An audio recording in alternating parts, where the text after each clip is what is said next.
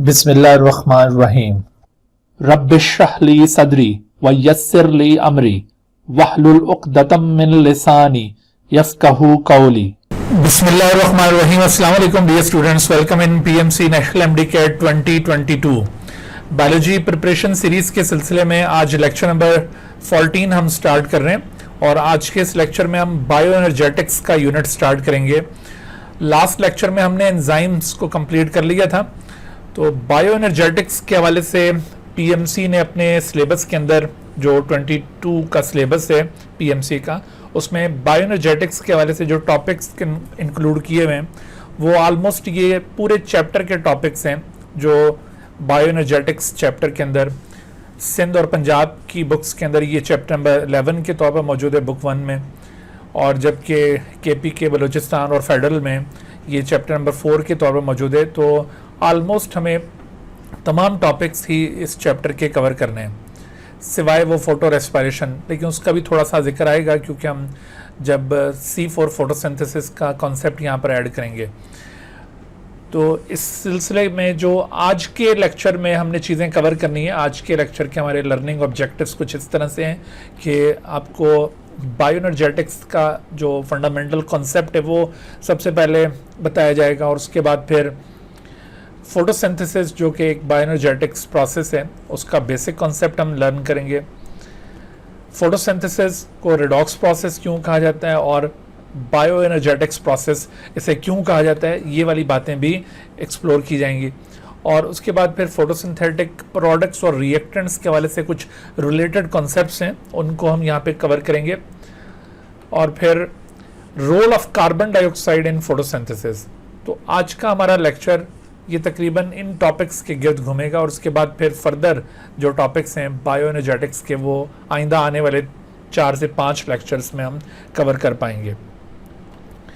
जी, सबसे पहले बात करते हैं कि बायो एनर्जेटिक्स क्या होता है, बायो एनर्जेटिक्स का कॉन्सेप्ट क्या है। टर्म बायो एनर्जेटिक्स, इसे आप इस तरह से डिफाइन कर सकते हैं कि energy transformation processes of living beings.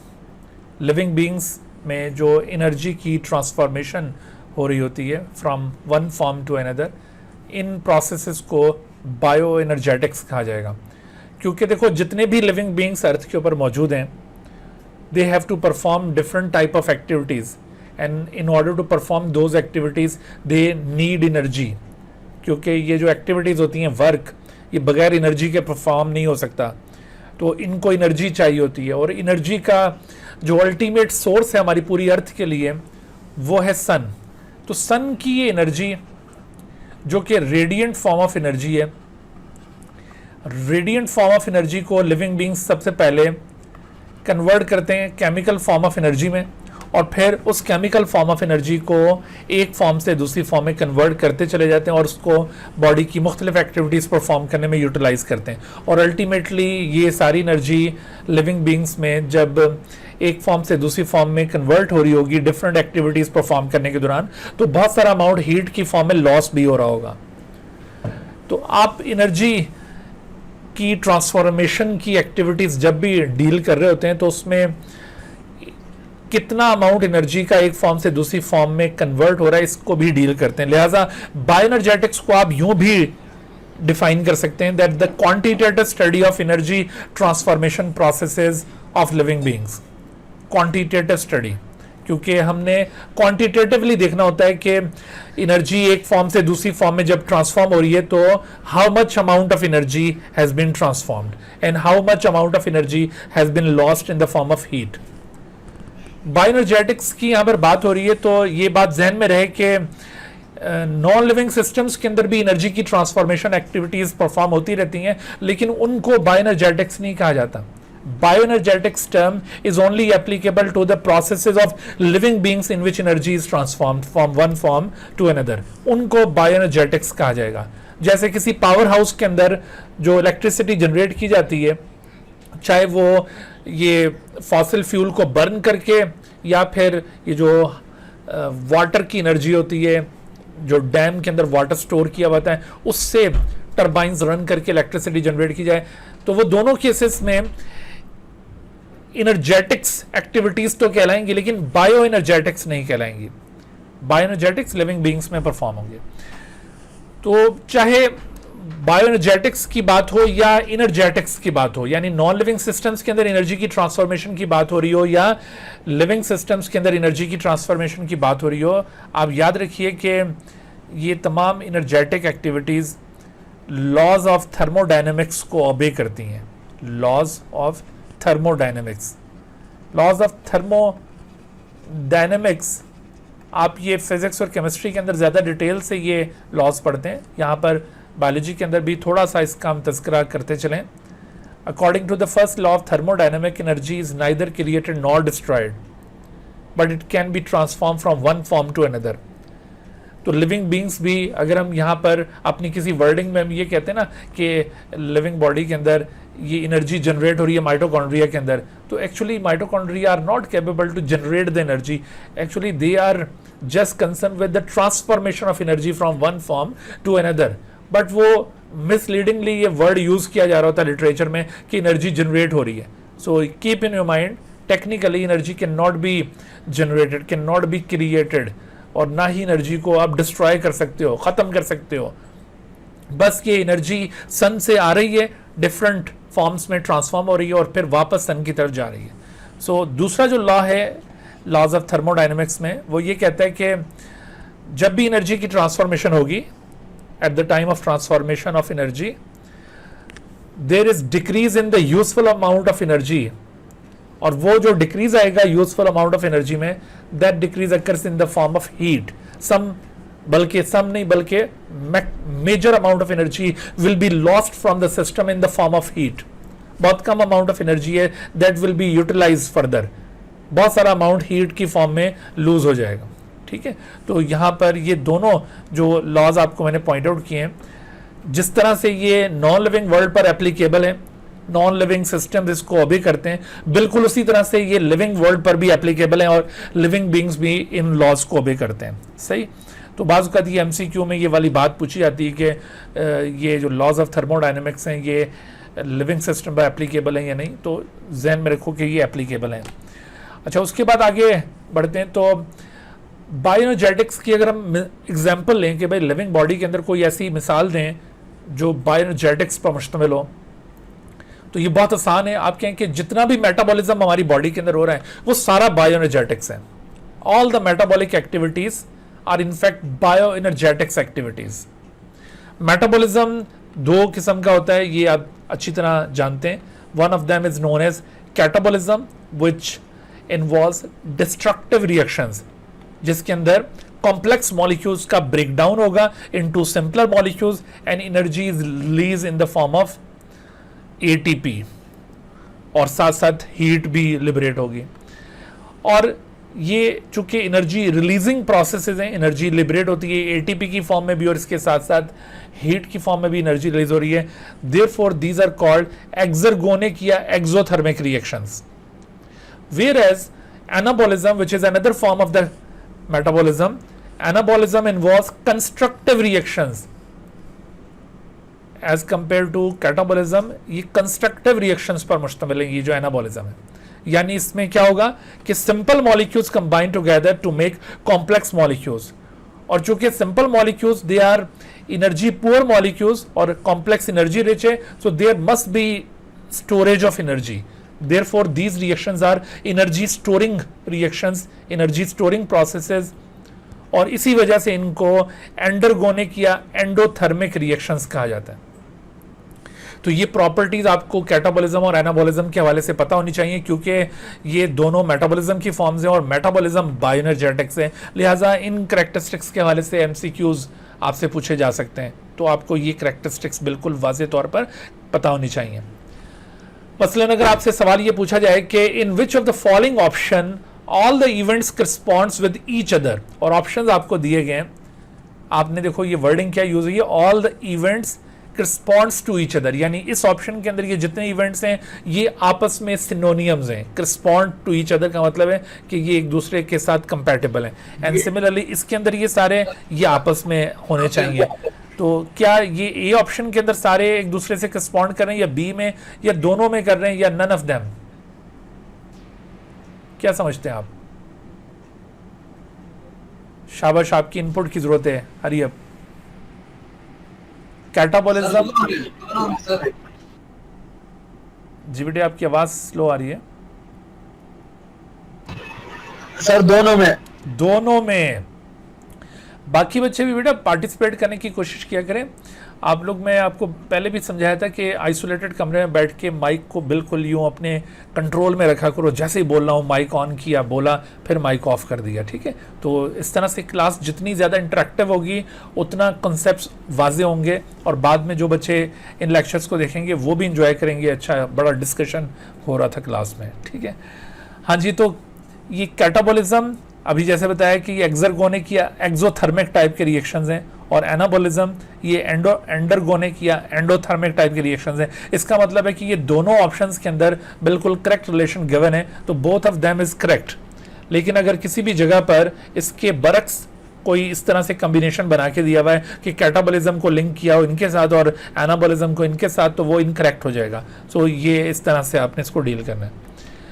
अच्छा, फिर एक और सवाल देखिए कि choose the pair of terms that correctly completes this sentence, that catabolism is to anabolism as dash is to dash. तो अब यहां पर आपके सामने ऑप्शंस दिए गए हैं, ये 4 ऑप्शंस हैं, तो इधर क्या फिट होता है? यानी आपने इस तरह के सवालात में, जी बिल्कुल ठीक है, एक मिनट, ठीक है बेटा। अब जरा देखो, इस तरह के सवालात में हमेशा कोशिश किया करो कि जो पहली ब्लैंक हो उसमें ये जो फर्स्ट वर्ड होता है ये सेमी कॉलन से पहले या इधर कॉलन गिवन हो, उससे पहले जो पहला वर्ड है वो पहली ब्लैंक में रखा करो, और जो दूसरा वर्ड है वो दूसरी ब्लैंक में, ठीक है। इस तरह से अगर आप इसमें सिर्फ पहली ब्लैंक को पहले फिल अप कर लो तो दूसरी ब्लैंक ऑटोमेटिकली सॉल्व हो जाएगी, सही है। तो एक्सर्गोनिक और इज टू स्पॉन्टेनियस या एक्सर्गोनिक इज टू एंडरगोनिक। तो बात क्या हो रही है, किसके साथ कंपेयर किया जा रहा है? कैटाबॉलिज्म इज टू एनाबॉलिज्म, यानी पहला जो लफ्ज होना चाहिए वो कैटाबॉलिज्म का सिनोनियम होना चाहिए, उसका हम मानी वर्ड होना चाहिए। कैटाबॉलिज्म का क्या होगा? एक्सर्गोनिक या फ्री एनर्जी या वर्क। तो फ्री एनर्जी तो नहीं होना चाहिए, ना वर्क होना चाहिए। एक्सर्गोनिक कैटाबॉलिज्म के साथ रिलेट कर रहा है, इन दो में से कोई ठीक है। इस टू एनाबॉलिज्म, तो एनाबॉलिज्म के लिए जो दूसरा सुटेबल वर्ड है वो एंडरगोनिक, लिहाजा यहां पर ए भी ऑप्शन एक्सक्लूड हो गया। तो राइट आंसर क्या बना हमारे सामने? B is the correct one, ठीक है। इस तरह से ये आंसर हमने पिक किया जी। तो इन द टर्म बायोएनर्जेटिक्स, ये जो टर्म बायोएनर्जेटिक्स हमने यूज किए, it can be applied to the, किसके लिए ये यूज किया जाता है टर्म बायोएनर्जेटिक्स? मेटाबॉलिज्म के लिए या गैस एक्सचेंज? हमेशा बेटे अगर पहला ही ऑप्शन आपको लगे ना ये ठीक है तो फौरन उसको ऑप्ट नहीं कर लेते, बाकी ऑप्शंस भी ज़रूर गौर से पढ़ते होते हैं, ये भी टेक्निक होती है। तो gas exchange between organism and its environment, या separation of nitrogenous waste from the blood, या फिर uptake of nutrients from the environment. तो इसमें चूँकि अगर किसी और एक्टिविटी के अंदर भी मेटाबॉलिज्म इन्वॉल्व हो, लेकिन इसके बावजूद चूंकि मेटाबॉलिज्म की टर्म गिवन है तो हम इस वजह से मेटाबॉलिज्म को ऑप्ट करेंगे, सही है। तो metabolism is the correct answer. अगर यहाँ पर ऑल होता तो फिर शायद हम ऑल की तरफ सोचते, क्योंकि बाकी एक्टिविटीज में भी रिएक्शंस तो पार्टिसिपेट कर रहे होते हैं, सही। तो यहाँ पर मेटाबॉलिज्म चूंकि स्पेसिफिकली गिवन है, therefore the right answer is the metabolism. हाँ जी, which of the following is supposed to be an energy link or chemical link between anabolism and catabolism? Supposed to be. ये जो option है बेटा इधर तो ATP given ही नहीं है, तो फिर none of them. तो फिर none of them, good. तो none of them is the right answer, ठीक है। तो ये यहाँ पर आंसर बनेगा, एनर्जी लिंक और chemical link between catabolism and anabolism, वो इनमें से कोई भी नहीं है। ये दोनों अगरचे एनर्जी कंटेनिंग मॉलिक्यूल्स हैं, they have lot of energy, but they are not supposed to be energy link between catabolism and anabolism. तो फिर वो साहब कौन है, वो मॉलिक्यूल कौन सा है जो एनर्जी लिंक के तौर पर एक्ट करता है? That is actually ATP. ये पहले सामने आ गया, ATP is the energy link और chemical link between catabolism and anabolism. आप ना ग्लूकोज को ऑप्ट करेंगे, ना ऑक्सीजन, ना सनलाइट, बल्कि एटीपी। तो सवाल ये पैदा होता है कि क्यों एटीपी को ये टाइटल दिया गया, ये एनर्जी और केमिकल लिंक इसको क्यों कहा गया बिटवीन कैटाबॉलिज्म एंड एनाबॉलिज्म? इसकी वजह दरअसल ये है कि ये जैसे अभी आपको मैंने कैटाबॉलिज्म डेमोन्स्ट्रेट किया था, डिस्ट्रक्टिव रिएक्शंस होते हैं ये, कॉम्प्लेक्स मॉलिक्यूल्स सिंपलर मॉलिक्यूल्स में जब कन्वर्ट होते हैं एनर्जी रिलीज होती है, और ये एनर्जी किस फॉर्म में रिलीज होती है? ये एनर्जी एक्चुअली रिलीज होती है इन द फॉर्म ऑफ एटीपी, और फिर इन्हीं एटीपीज को यूज करते हुए एनाबॉलिक एक्टिविटीज परफॉर्म होती हैं। एनाबॉलिज्म इन्हीं एटीपीज पर डिपेंड कर रहा है, क्योंकि ये जैसे बताया था ना कि कंस्ट्रक्टिव रिएक्शंस होते हैं, इनमें एनर्जी रिक्वायर्ड होती है, तो वो एनर्जी जो यहाँ पे स्टोर की जाएगी वो यही एटीपी होंगे जो कैटाबॉलिज्म से हासिल किए गए थे। इस वजह से एटीपी को एक एनर्जी और केमिकल लिंक तस्वर किया जाता है बिटवीन कैटाबॉलिज्म एंड एनाबॉलिज्म। लेकिन यहां आपने केयरफुल रहना है कि आप जानते हैं फोटोसिंथेसिस एक एनाबॉलिक प्रोसेस है या कैटाबॉलिक प्रोसेस है? What do you think? Photosynthesis ये एक बायोएनर्जेटिक्स एक्टिविटी है, तो ये एनाबॉलिक प्रोसेस है। This is an anabolic. तो अगर ये एनाबॉलिक प्रोसेस है तो मैं आपसे पूछूं कि क्या इस प्रोसेस में एटीपी रिक्वायर्ड होंगे या नहीं होंगे? आपका क्या जवाब होगा? yes or no? Does photosynthesis need ATP or no? Yes, sir. Yes, क्योंकि अभी तो अभी चाहिए। जी बिल्कुल, अभी तो हमने ये बात की कि भाई एनाबॉलिज्म जो होता है उसमें एनर्जी स्टोर होती है and that energy is in the form of ATP. तो anabolism must need ATP to accomplish. तो photosynthesis also need ATP, but remember that photosynthesis does not depend upon the ATP which are released from catabolism. Actually ATP is an exceptional case. ATP can synthesize its own photosynthesis एक unique process है। photosynthesis can synthesize its own ATP by converting radiant form of energy into chemical form of energy. Photosynthesis में भी ATP चाहिए होंगे, लेकिन photosynthesis के light phase में वो ATP फॉर्म किए जा रहे होंगे by the transformation of radiant form of energy into chemical form of energy. ठीक है, तो इस तरह से फोटोसिंथेसिस के अलावा बाकी जितने भी एनाबॉलिक प्रोसेसेस होंगे वो कैटाबॉलिज्म पर डिपेंडेंट होंगे फॉर देयर एटीपी रिक्वायरमेंट। देखो अगर हम ये कहें ना कि all the anabolic processes are dependent upon catabolism for their ATP requirement, अगर यहां पर एक्सेप्ट कर दिया जाए तो एक्सेप्ट फोटोसिंथेसिस ये वाली बात दुरुस्त होगी। अदरवाइज अगर हम ये कहें कि भाई सारे के सारे एनाबॉलिक प्रोसेसेस कैटाबॉलिज्म पर डिपेंडेंट हैं फॉर एटीपी, ये बात गलत हो जाएगी, क्योंकि फोटोसिंथेसिस एक ऐसा एनाबॉलिक प्रोसेस है जो कि कैटाबॉलिज्म पर डिपेंडेंट नहीं है। तो इस वजह से इसको आपने अलहदा हैसियत में याद रखना है। समझ आ गई बात? तो एक्सेप्ट फोटोसिंथेसिस बाकी जितने भी एनाबॉलिक प्रोसेसेस होंगे वो रेस्पिरेटरी मेटाबॉलिज्म पर डिपेंडेंट होंगे for their ATP requirement. By the way photosynthesis के अलावा कोई एनाबॉलिक प्रोसेस की एग्जांपल आपको पता है हमारे बॉडी के अंदर? इसके अलावा कोई एनाबॉलिक प्रोसेस? सर ये जो कंडेंसेशन वगैरह होती है सर, तो इसमें कौन से मॉलिक्यूल की एग्जांपल देना, किस मॉलिक्यूल की फॉर्मेशन आप इसको एनाबॉलिज्म में शुमार करेंगे? सर जैसे सर जैसे प्रोटीन सिंथेसिस, जैसे प्रोटीन सिंथेसिस, जैसे oligosaccharide and polysaccharide synthesis, oligosaccharide and polysaccharide synthesis, जैसे ये जो भी लिपिड्स की सिंथेसिस है, लिपिड सिंथेसिस, ठीक है, या फिर इसके अलावा जैसे आरएनए डीएनए सिंथेसिस। तो बेटे ये जितने भी सिंथेसिस रिएक्शंस हैं, all of them are anabolic processes and all of them are dependent upon respiratory catabolism. ये जो सेलुलर रेस्पिरेशन होती है ना, तो उस सेलुलर रेस्पिरेशन वाले कैटाबॉलिज्म पर ये डिपेंडेंट हैं for their ATP requirement, but photosynthesis is not dependent upon respiratory catabolism because it can synthesize its own ATP by the transformation of radiant energy into chemical energy. Clear होगी बात ये? So ये other examples के तौर पर इनको याद रखें, other examples of anabolism। ठीक है जी, तो which of the following is incorrect about ATP molecule? It is produced by catabolism, या it is used in anabolism, या it is energy rich molecule then glucose, या it is energy chemical in link और चार्ली, हाँ जी ये सारे ए लिखे हुए, 12 लिखिए चार्ली, तीसरा बनता ही है। तो ये मिस चार्ली जो है, मिस्टर चार्ली, ये energy rich molecule then glucose, ये सरासर ज्यादती है, क्योंकि ग्लूकोज सख्त माइंड करेगा, एटीपी ग्लूकोज के मुकाबले में ज्यादा एनर्जी कंटेन नहीं करता। एक ग्लूकोज आपको पता है कितने एनर्जी, कितने एटीपी यील्ड कर सकता है?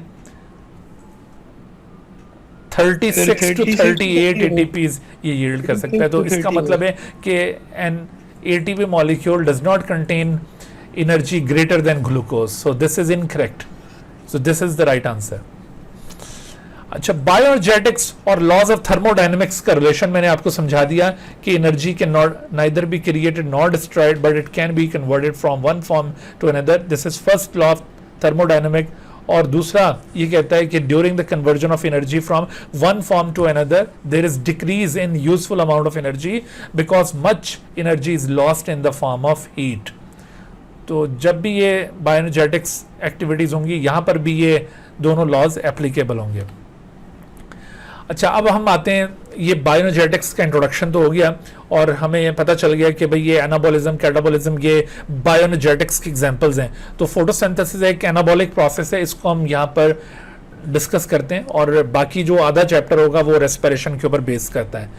हाँ जी, फोटोसिंथेसिस एक ऐसा प्रोसेस है जिसमें कार्बन डाइऑक्साइड आप जानते हैं, इसको एक टाइटल दिया जाता है, इसे क्या कहते हैं? इसे क्या कहते हैं? कार्बोनेटेड फॉर्म ऑफ ऑक्सीजन, इसको कार्बोनेटेड फॉर्म ऑफ ऑक्सीजन का टाइटल दिया जाता है, या फिर इसको दिया जाता है oxidized form of carbon, oxidized form of, yes, oxidized form of carbon, ये टाइटल इसको दिया जाता है। This is the correct title for the CO2।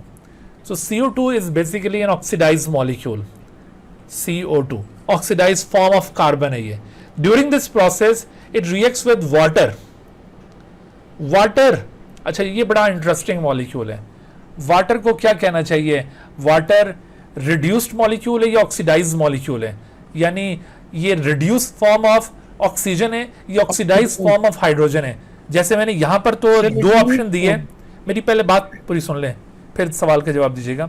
यहां पर मैंने दो ऑप्शन आपको दिए कार्बन डाइऑक्साइड के मुतालिक कि ये कार्बोनेटेड फॉर्म ऑफ ऑक्सीजन है या ऑक्सीडाइज्ड फॉर्म ऑफ कार्बन। तो इसके लिए जो सूटेबल टाइटल है वो ऑक्सीडाइज्ड फॉर्म ऑफ कार्बन है, ये ज़्यादा राइज है।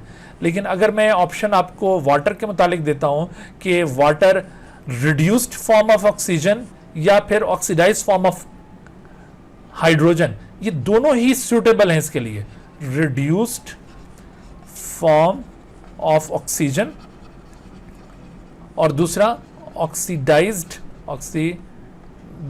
Form of hydrogen. Actually water एक ऐसा अजीबोगरीब मॉलिक्यूल है कि ये दोनों टाइटल इसके लिए बिल्कुल सूटेबल हैं। लेकिन वाटर इस जगह पर फोटोसिंथेसिस में किस फॉर्म में यूज हो रहा है? It is used as reduced form of oxygen. यहां पर एक रिड्यूसिंग एजेंट के तौर पर ये इस्तेमाल हो रहा है, क्योंकि इसका हाइड्रोजन यहां पे इस्तेमाल किया जाएगा for the reduction of CO2। तो यहां पर इसका जो स्टेटस है वो रिड्यूस फॉर्म ऑफ ऑक्सीजन है। वैसे इन जनरल अगर आपसे पूछा जाए तो both of them are correct, but in case of photosynthesis अगर इसको फोटोसिंथेसिस के साथ लिंक करके पूछा जाए तो फिर आप इसको reduce form of oxygen consider करेंगे। अच्छा, तो ये वाटर का हाइड्रोजन यहाँ पे रिडक्शन के लिए इस्तेमाल होगा और कार्बन डाइऑक्साइड इससे हाइड्रोजन लेकर ये कन्वर्ट हो जाएगा into reduced form of carbon. ये जो ग्लूकोज है this is reduced form of carbon, और जबकि carbon dioxide oxidized form of carbon. ये जो मैं टाइटल्स बता रहा हूं ये आपसे MCQs में पूछे जाएंगे, सही है? तो ये रिड्यूस्ड फॉर्म ऑफ कार्बन यहां पे बनेगा, साथ यहां पर by products in the form of oxygen और वाटर भी लिबरेट होंगे। तो इस पूरी इक्वेशन के अंदर आपने मुलाहिजा किया कि किसकी ऑक्सीडेशन हुई है और किसकी रिडक्शन हुई है। तो carbon dioxide is reduced into glucose whereas water is oxidized into oxygen। ये अक्सर यहाँ पे MCQ बनता होता है कि in photosynthesis which is reduced and which is oxidized. तो ये बात याद रखनी है कि CO2 is reduced and water is oxidized. Which one is reducing agent in the photosynthesis? तो water is the reducing agent. Okay. अच्छा, ये जो आपने कॉन्सेप्ट अभी ऑब्जर्व किया कि photosynthesis involves two chemical events. One of them is known as reduction. Reduction किसकी? CO2 की. And another is oxidation. Oxidation किसकी? Water की. So based upon this observation, photosynthesis is demonstrated as redox process. Why photosynthesis is called redox process? तो उसमें reasoning ये दी जाती है कि because in photosynthesis CO2 is reduced and water is oxidized, therefore it is called redox process.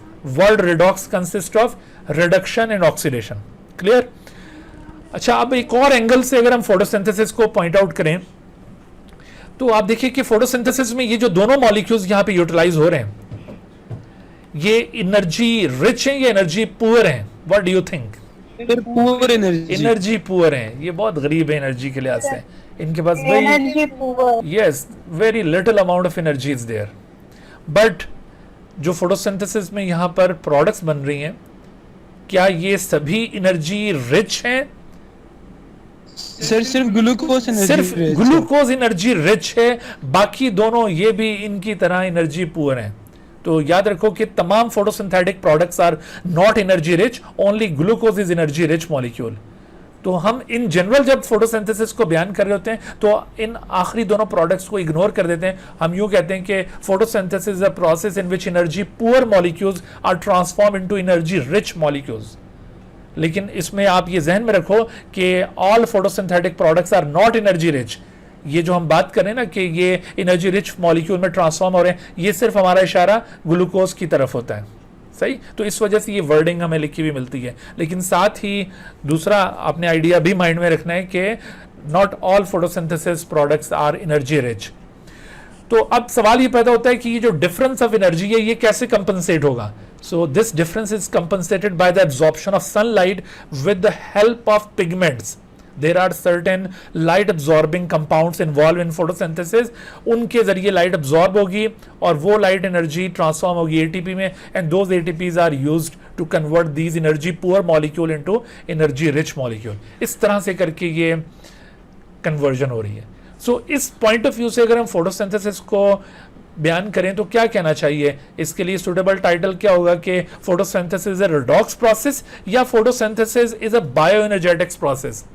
From this point of view suitable title क्या बनेगा इसके लिए? किस पॉइंट ऑफ व्यू से? बायोएनर्जेटिक। जैसे मैं आपको कहता हूं कि photosynthesis is a process in which energy poor molecule are transform into energy rich molecule. From this point of view which one is the suitable title for the photosynthesis? That it is a redox process या bioenergetics या both of them? तो इधर bioenergetics process term आप opt करेंगे। और अगर हम ये कहें कि photosynthesis is a process in which oxidized form of carbon is reduced to reduced form of carbon, whereas water which is reduced form of oxygen is oxidized into oxygen. So based upon this observation, which one is the suitable title for the photosynthesis? फिर आप कहेंगे कि this is a redox process. redox process, sir. और अगर मैं आपसे कहता हूँ कि which of the following is true about photosynthesis, that it is a redox process या bioenergetics process या both of them? Actually both of them are. Sir both of them हाँ जी, होगा। बिल्कुल, कि दोनों ही ये correct हैं about photosynthesis। बिल्कुल, हाँ जी। तो photosynthesis के हवाले से मजीद अगर सवाल हम उठाएं, all the following are correct statements except, तो आपके पास चार ऑप्शन है। All photosynthetic products are energy rich, क्या ये करेक्ट है? सर जवाब यहीं पे आ गया। ये करेक्ट नहीं है, ठीक है। अच्छा, all photosynthetic reactants are energy poor, sir very right. बिल्कुल करेक्ट है। और CO2 is oxidized form of carbon, yes sir ये और भी ठीक है। water is reduced form of oxygen, ठीक है। ये ये भी ठीक है, सारी सर। बातें करेक्ट है सिवाय ये पहले वाली के। सो this is incorrect statement and this is the right answer, ठीक है भाई। अच्छा, अब देखो, ओह जवाब पहले ये रिफ्लेक्ट हो गया आपके सामने, तो इधर अब पूछा क्या जाए। बहरहाल चले देख लें कि यहाँ पर बात हो रही थी कि which row shows what happens in the photosynthesis. तो फोटोसिंथेसिस में देखो 3 चीज़ें बताई हैं, एनर्जी कन्वर्जन कैसी हो रही है, इमीडिएट प्रोडक्ट ऑफ फोटोसिंथेसिस क्या है, और स्टोरेज प्रोडक्ट ऑफ फोटोसिंथेसिस क्या है। तो इसमें एनर्जी कन्वर्जन, लाइट एनर्जी का केमिकल फॉर्म में कन्वर्जन हो रहा है, इस वजह से ये सी ऑप्शन हम पिक कर रहे हैं। और इसमें immediate product photosynthesis glucose not starch, और जबकि storage product is starch. So इस वजह से ये जो सी ऑप्शन है this is very much relevant to this statement. ठीक है, फोटोसिंथेटिक रिएक्टेंट्स और प्रोडक्ट्स अगर आपसे पूछी जाएं तो किसी प्री मेडिकल स्टूडेंट से जो कि ख्वाब देख रहा हो मेडिकल कॉलेज में एडमिशन के लिए, इससे आसान सवाल कोई और नहीं हो सकता कि बताओ फोटोसिंथेसिस में रिएक्टेंट्स कौन से और प्रोडक्ट्स कौन सी, और आपको ये इक्वेशन भी यूँ दिखा दी जाए तो फिर तो मैं कहता हूँ ये बहुत ही आसान नहीं हो गया कि कौन से रिएक्टेंट्स हैं और कौन सी प्रोडक्ट्स हैं। CO2 और water are the reactants, whereas product कौन सी है भाई? ये तीनों प्रोडक्ट हैं या glucose is the product? No sir, सिर्फ ग्लूकोज होगा, वो ना बाय ना प्रोडक्ट्स ना हैं। ना, वो प्रोडक्ट्स में सारों को इंक्लूड किया जाएगा। सारे प्रोडक्ट प्रोडक्ट वर्ड जब हम यूज करते हैं ना वो सब के लिए यूज होती है। वो बाय प्रोडक्ट और मेजर प्रोडक्ट, वो सम टाइम प्रोडक्ट को यूं डिफरेंशिएट कर देते हैं कि एक तो है मेजर प्रोडक्ट और एक होता है बाय प्रोडक्ट। जैसे नहीं, ये एक होता है ओके सर, ओके। हाँ जी, जैसे मेजर इलेक्शन या जनरल इलेक्शन, और एक होता है बाय इलेक्शन। अभी जैसे ये पंजाब में 20 सीट्स के बाय इलेक्शन हुआ, ठीक है। तो इस तरह से ये जब हम वो प्रोडक्ट्स को डिफरेंशिएट करें तो उसमें कहते हैं एक मेजर प्रोडक्ट है और एक फिर बाय प्रोडक्ट्स हैं। अदरवाइज वर्ड प्रोडक्ट अगर यूज किया जाए तो वो तीनों के लिए किया जाएगा, सही। तो photosynthetic Okay, sir. Reactants and products ये आपके सामने। अब इसमें आप अगर मुझे बताएं कि which of the following molecule act as both reactant and product in photosynthesis, तो इसमें क्या वाटर का स्टेटस water. डुअल है, ये दोनों तरफ झलक रहा था, लेकिन फर्क ये था कि रिएक्टेंट के तौर पर 12 मॉलिक्यूल्स थे वाटर के, और जबकि प्रोडक्ट के तौर पे 6 मॉलिक्यूल वाटर की जनरेट 6 हुए मॉलिक्यूल्स थे। जी। तो इस तरह से ये वाटर दोनों के तौर पर एक्ट कर रहा है। ओके, अच्छा, the diagram refers to some of the substances found in plant cell. Which area of the diagram represents the end product of the photosynthesis? अब देखो इसमें फोटोसिंथेसिस की जो एंड प्रोडक्ट है, अगर ग्लूकोज और ऑक्सीजन हो तो फिर ए ऑप्शन होना चाहिए, अगर Sir, ग्लूकोज D और होगा। वाटर हो तो बी होना चाहिए, अगर ऑक्सीजन और वाटर हो तो सी होना चाहिए, और तीनों हो तो फिर डी होना चाहिए। तो क्या आंसर बनेगा? डी होगा सर, डी। तो एक्चुअली D. बिल्कुल ये तीनों ही असल में प्रोड्यूस हुए हैं, therefore the correct answer is D. अच्छा, अब देखिए लेकिन ये इतना कंफ्यूजिंग था सर, समझ नहीं आया उसको एरिया कैसे आइडेंटिफाई करना है। देखो ये मैंने इसीलिए पहले समझाया है कि देखो ये एक सर्कल है, ये ग्लूकोज का सर्कल है, ये दूसरा सर्कल है, ये ऑक्सीजन का है। तो ये दोनों सर्कल्स को ए जो है ना ये ऐसे कंबाइन कर रहा है दोनों सर्कल्स को, क्योंकि दोनों सर्कल के दरमियान में ये ए ऐसे ड्रॉ किया है ना हमने। तो अगर ये ऑक्सीजन और ग्लूकोज करेक्ट होता तो हम ए को ऑप्ट करते हैं। अच्छा, फिर इसी तरह से को ये ग्लूकोज सर्कल और ये वाटर वाला सर्कल, इन दोनों को कंबाइन करा बी ऑप्शन।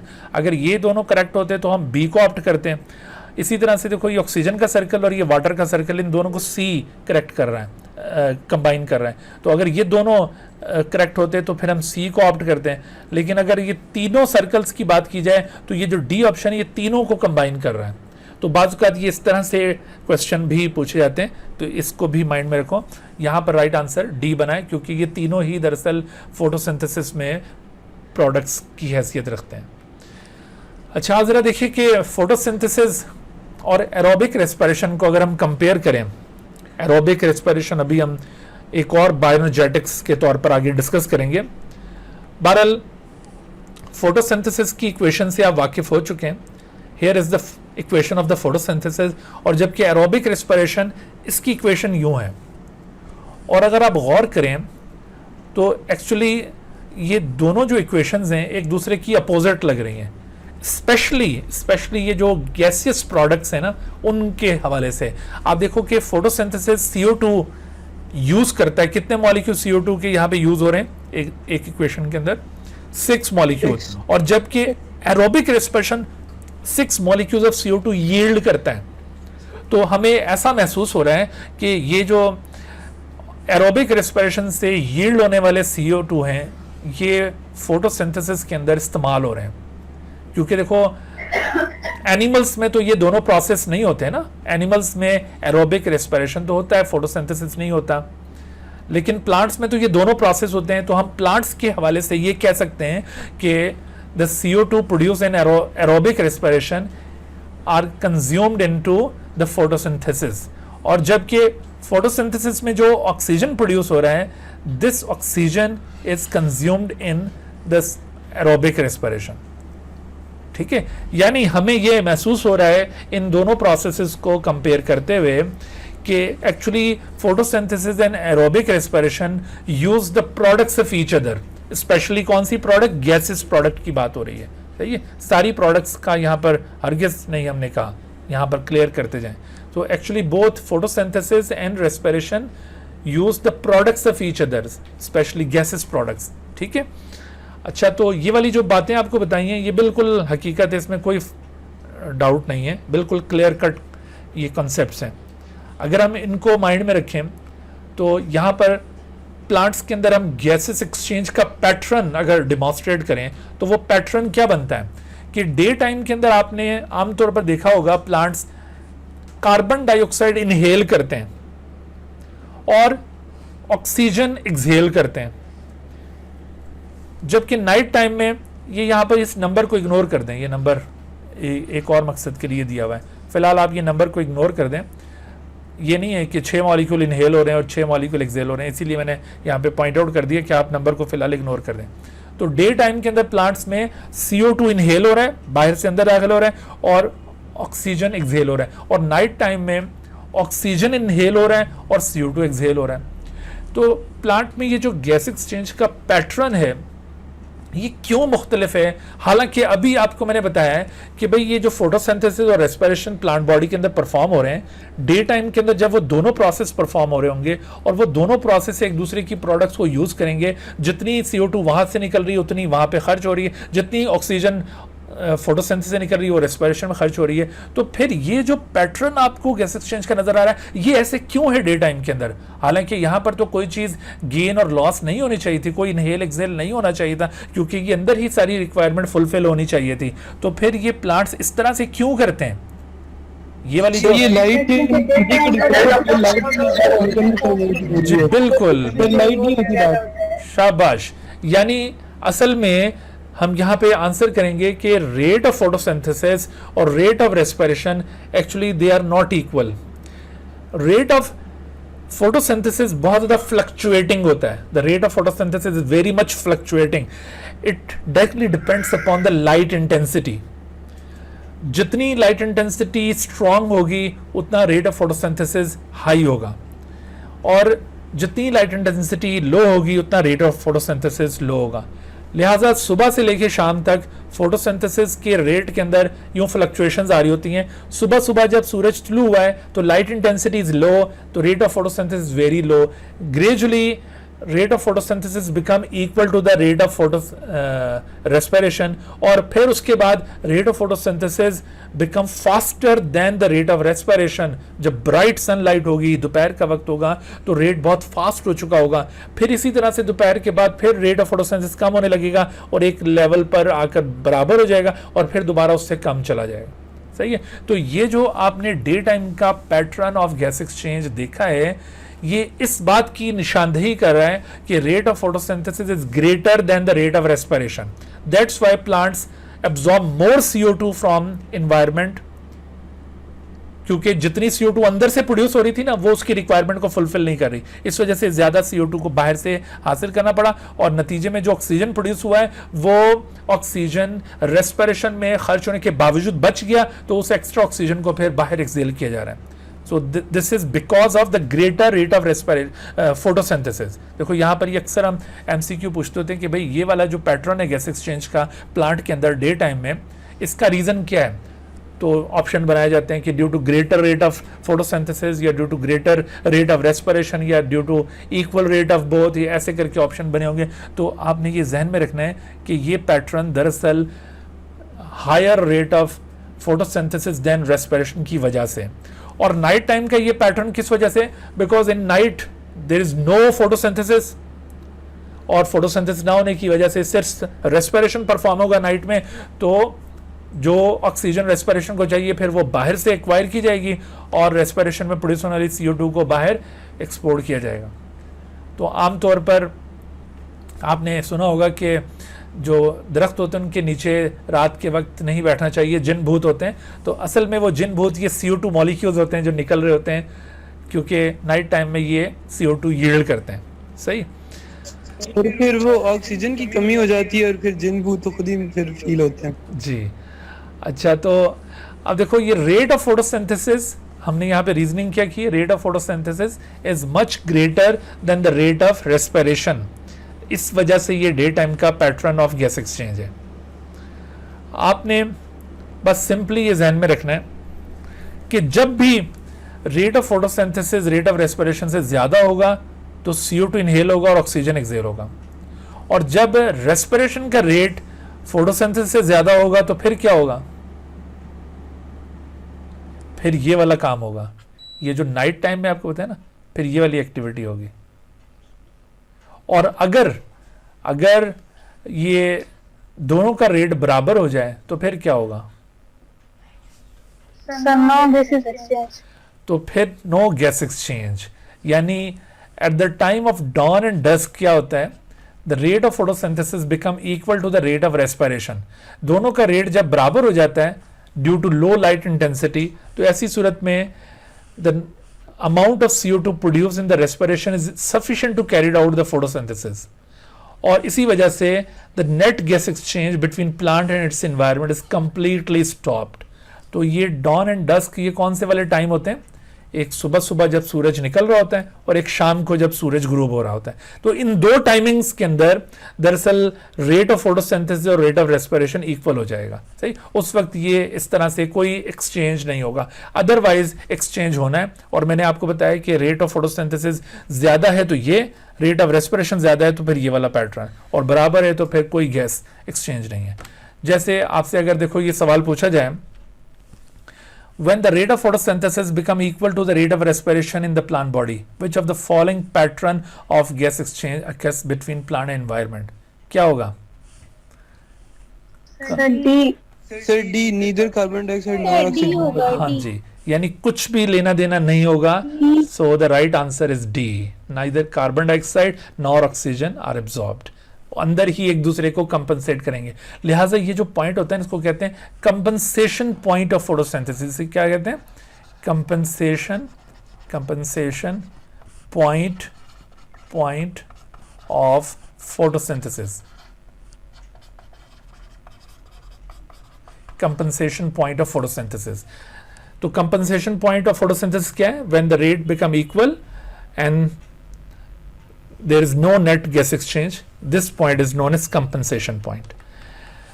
जी, इस सवाल का जवाब दीजिए कि which of the following is correct about the exchange of gases between plant root and the soil in the daytime? Plant root and the soil। तो देखो, carbon dioxide is absorbed and the oxygen is released। क्या ये काम होगा day time में, या फिर oxygen is absorbed and carbon dioxide is released? Yes sir, B. और या both carbon dioxide and oxygen are absorbed, या both carbon dioxide and oxygen are release. तो यहां पर आप कहते हैं कि बी होना चाहिए। चले देख लें, ओह वाकई बी है। तो क्यों बी है भाई? ये दिन के वक्त की बात हो रही है, तो क्या दिन के वक्त कार्बन डाइऑक्साइड बाहर से एक्वायर नहीं करना चाहिए था? ये तो ऑक्सीजन की एब्जॉर्प्शन की बात हो रही है।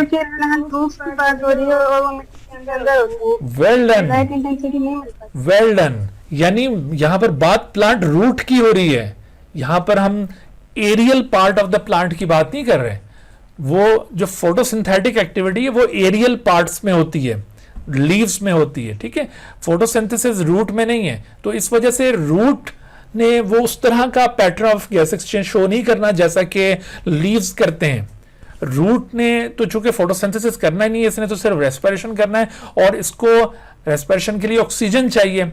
और प्लांट के अंदर ये कोई ऐसा सर्कुलेटरी सिस्टम नहीं है ह्यूमन की तरह कि भाई हीमोग्लोबिन होता और जो ऊपर फोटोसिंथेसिस में ऑक्सीजन बन रही थी उसको प्लांट बाहर निकाल रहा है ना, तो वो उसको ट्रांसपोर्ट करता रूट की तरफ कि चलो तुम भी यूज कर लो। ऐसा कोई मैकेनिज्म प्लांट में नहीं है। प्लांट में ट्रांसपोर्ट सिस्टम है, लेकिन oxygen can not be transported in plant body. So therefore roots have to be absorb their oxygen from its environment, from the soil. और जो कार्बन डाइऑक्साइड जनरेट होगी वो भी ये रूट ऊपर लीफ को भेज नहीं सकती कि चलो वहां फोटोसिंथेसिस चल रहा है उधर खर्च हो जाए, तो बल्कि फिर वो कार्बन डाइऑक्साइड बाहर निकालनी पड़ेगी. So therefore this kind of gas exchange occur between plant root and soil in day time. बेशक यहाँ पे डे टाइम लिखा है, यहाँ पे अगर नाइट भी होता तो तब भी ये होता. ये तो जस्ट कंफ्यूज करने के लिए वर्ड यहाँ पे डे टाइम यूज किया गया. देखो असल में होता ये है, ये प्लांट के दो हिस्से हैं ना. ये जो ऊपर वाला हिस्सा है इसको हम कहेंगे एरियल पार्ट, और ये नीचे under the ground, this is underground part या रूट या सबट्रेनियन पार्ट भी इसे कहते हैं. अच्छा, तो आप देखो डे टाइम में ये जो एरियल पार्ट जहां पर ये लीव्स हैं, स्पेशली जहां फोटोसिंथेसिस होना है, वहां पर CO2 डे टाइम के अंदर लाजमी इनहेल होगा. डे टाइम के अंदर जब फोटोसिंथेसिस का रेट ज्यादा हो, लाजमी से मतलब यहां पर ये है, ठीक है. आप अभी बोलेंगे कि सर अभी तो कहा है कि रेट ऑफ फोटोसिंथेसिस फ्लक्चुएट करता है, तो फिर लाजमी कैसे है? तो मैं साथ क्लियर कर रहा हूं कि ये फोटोसिंथेसिस का रेट जब भी रेस्पिरेशन के रेट से फास्टर होता है तो डे टाइम में CO2 ही इनहेल होता है और ऑक्सीजन उस वक्त फिर एक्सहेल होता है. और जबकि एट नाइट क्या होता है, एट नाइट चूंकि फोटोसिंथेसिस नहीं है तो ऑक्सीजन अब एब्जॉर्ब होगा बाहर से, और जबकि कार्बन डाइऑक्साइड बाहर निकलेगा. लेकिन ये जो रूट होती है ये दिन रात एक ही काम करती है कि इसने CO2 को बाहर निकालना और ऑक्सीजन को बाहर से एक्वायर करना है. तो इस तरह से ये pattern of gas exchange plant के अंदर एग्जिस्ट कर रहे होते हैं. अच्छा, अब आखिरी जो पोर्शन है इस आज के लेक्चर का, कार्बन डाइऑक्साइड. अभी हमने फोटोसिंथेसिस की इक्वेशन देखी, उसके अंदर आपको रिएक्टेंट्स बताए थे, तो वन बाय वन अब इन रिएक्टेंट्स के रोल को हम पिन पॉइंट करेंगे. सबसे पहले कार्बन डाइऑक्साइड का रोल देखिए कि फोटोसिंथेसिस में कार्बन डाइऑक्साइड का रोल क्या है. तो actually carbon dioxide act as a carbon source. ये फोटोसिंथेसिस में कार्बन सोर्स है, क्योंकि फोटोसिंथेसिस में ऑर्गेनिक कंपाउंड्स की सिंथेसिस होती है, और ऑर्गेनिक कंपाउंड्स आप जानते हैं ऐसे कंपाउंड्स होते हैं which contain कार्बन एटम्स. तो कार्बन सोर्स ये कार्बन डाइऑक्साइड है, ठीक है. तो ये इसका मेजर रोल है. कार्बन डाइऑक्साइड की यूटिलाइजेशन फोटोसिंथेसिस के कौन से फेज में होगी? लाइट फेज में कार्बन डाइऑक्साइड इन्वॉल्व होती है या डार्क फेज में? तो याद रखो कि it is utilized during the dark phase. Light phase में CO2 का कोई रोल नहीं है. अक्सर यहां पर हम MCQs पूछते होते हैं कि which of the following event is related to light reaction और रिलेटेड टू डार्क रिएक्शन. तो ये जो कंजप्शन ऑफ CO2 है, it is not related to light reaction, ये डार्क रिएक्शन में इसकी जरूरत पड़ेगी. वहां पर 6 CO2 molecules are required to make 1 glucose. लिहाजा आपसे यूं इस हवाले से पूछा जा सकता है कि plants in order to produce 100 molecules of glucose, how many molecules of CO2 required? तो इस तरह के सवाल यहाँ से पूछे जा सकते हैं. देखो जो एक्वेटिक प्लांट्स होते हैं, aquatic plants which are found under the water, ये कार्बन डाइऑक्साइड को हासिल करते हैं जो कि डिजोल्व फॉर्म में कार्बन डाइऑक्साइड वाटर के अंदर मौजूद होती है, या फिर बाइकार्बोनेट्स वगैरह, उनको ये एब्जॉर्ब करेंगे through general body surface. They don't have stomata like openings. They can absorb CO2 and carbonates from the water by means of their epidermis. General body surface से उसको ये absorb करेंगे. They have no stomata. But as far as terrestrial plants are concerned, they absorb CO2 from air. ये air से CO2 को लेंगे, और air से लेने के लिए they have special openings which are guarded by specialized epidermal cells called guard cells. These openings are called stomata. और इसके अलावा कुछ जगहों पर प्लांट्स में लेंटिसल्स भी मौजूद होते हैं by which exchange of gases occur in the plant. तो ये स्टोमेटा के जरिए गैसेस का एक्सचेंज होगा. तो यहाँ पर चूंकि स्टोमेटा का जिक्र आ रहा है तो नंबर ऑफ स्टोमेटा के हवाले से भी कुछ जगहों पर सवाल बनते होते हैं. नंबर ऑफ स्टोमेटा ये लीफ में अपर और लोअर एपिडर्मिस पर डिफर कर रहे होते हैं. Actually there are 2 different type of leaves. अगर हम यहाँ पर बात करें मोनोफेशियल लीफ की, मोनोफेशियल लीफ एक ऐसा लीफ होता है जिसमें अपर और लोअर एपिडर्मिस एक जैसी होती है, उसमें कोई डिफरेंशिएशन नहीं होती. दरअसल उसमें ये जो पैलिसेड मीजोफिल है, ये वाले जो मीजोफिल देख रहे हैं, लंबे लंबे मीजोफिल, इनको कहते हैं पैलिसेड. इन्हें क्या कहते हैं?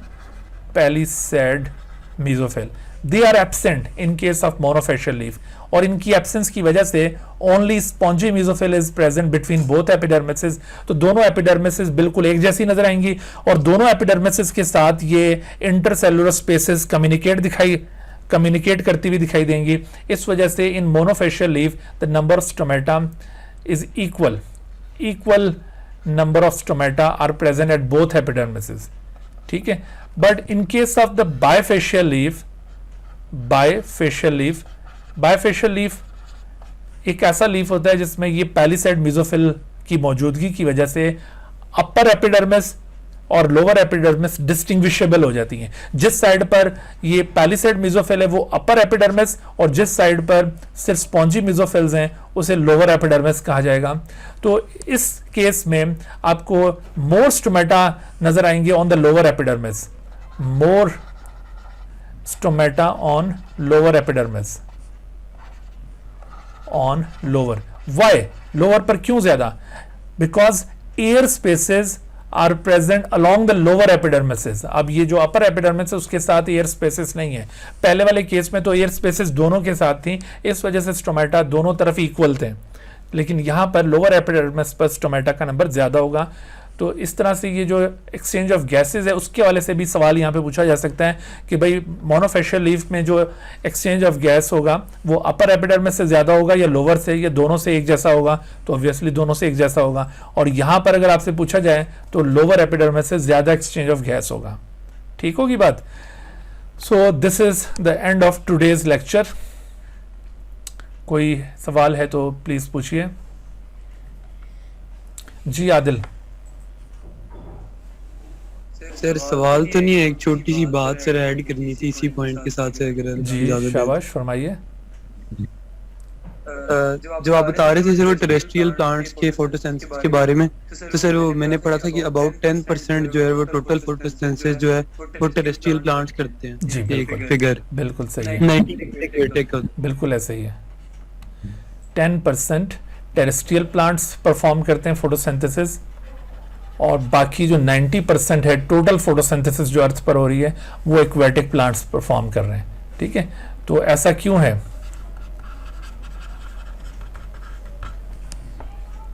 ऐसा इस वजह से है सर वो, हाँ क्या जवाब देंगे इसका? सर ओशंस, लेक्स और पॉन्ड्स के अंदर मेरे ख्याल में ज्यादा होते होंगे दरख्त सर इधर जमीन से। जमीन का ज्यादा हिस्सा किस पर मुश्तमिल है, लैंड के ऊपर या वाटर बॉडीज पे? 71% जो 71% पानी है अर्थ के ऊपर, तो इस वजह से पानी के अंदर जो फोटोसिंथेटिक ऑर्गेनिजम्स हैं वो ज्यादा क्वांटिटी में मौजूद हैं, लैंड के ऊपर कम है। ठीक है, लैंड का बहुत सारा हिस्सा ये सहरा पर मुश्तमिल है जहां पर प्लांट्स बहुत कम है, और कुछ हिस्सा फ्रोजन फॉर्म में लैंड का। तो बाकी जो एरिया थोड़ा बहुत सही है वो उसमें भी काफी सारा पानी की कमी की वजह से बंजर है, तो इस वजह से ग्रीन एरिया लैंड के ऊपर बहुत कम है। तो जो एक्वेटिक वाटर बॉडीज हैं वहाँ पर प्लैंक्टॉन्स बहुत ज़्यादा होते हैं, फाइटोप्लैंक्टॉन्स जिन्हें कहते हैं, तो उनकी वजह से फोटोसिंथेसिस का ज़्यादा जो कंट्रीब्यूशन है वो एक्वेटिक ऑर्गेनिजम्स के ज़रिए। ठीक है, ये वजह होती है, बिल्कुल सही है। ठीक है जी, तो इसके साथ आज का ये लेक्चर हम यहाँ पे ख़त्म करते हैं। आमिर खान जी, आप क्या कहना चाह रहे हैं? सर ये एंजाइम के हवाले से एक क्वेश्चन है सर। जी जी फरमाइए। आपने सर वो एमसीक्यूज दिया था कि many enzymes are secreted in inactive form to protect cell proteins। जी, तो इसका रीजन क्या है सर? हाँ जी, असल में ये जो प्रोटीएजेस टाइप के होते हैं ना एंजाइम, वो इनएक्टिव फॉर्म में सिक्रीट होते हैं। प्रोटीएजेस इनएक्टिव फॉर्म में सिक्रीट होते हैं, जैसे वो जिमोजन ग्रेन्यूल्स की फॉर्म में सिक्रीट होंगे। तो जैसे उसकी एग्जांपल है पेप्सिनोजेन है या ट्रिप्सिनोजेन है। तो ये इनएक्टिव स्टेट में इसी वजह से सिक्रीट होते हैं कि राइट जगह पर पहुंचकर ये एक्टिवेट हों, और वहाँ पर फिर ये बॉडी को फ़ायदा पहुंचाएं बजाय नुकसान के। अगर ये एक्टिव स्टेट में ही सिक्रीट होते हैं तो जिस जगह से सिक्रीट होते हैं वहीं पर ये प्रोटीन को डैमेज कर जाते हैं, तो इस वजह से इनको राइट प्लेस पर पहुंचाकर एक्टिवेट किया जाता है। तो this is the reason, in order to protect the body proteins they are secreted in inactive state. सही।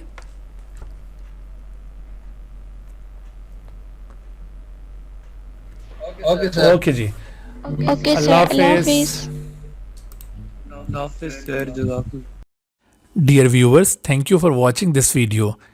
If you have not subscribed this channel, kindly subscribe it and also press the bell icon below so that you could be notified about any new video lecture from Biology Guardian.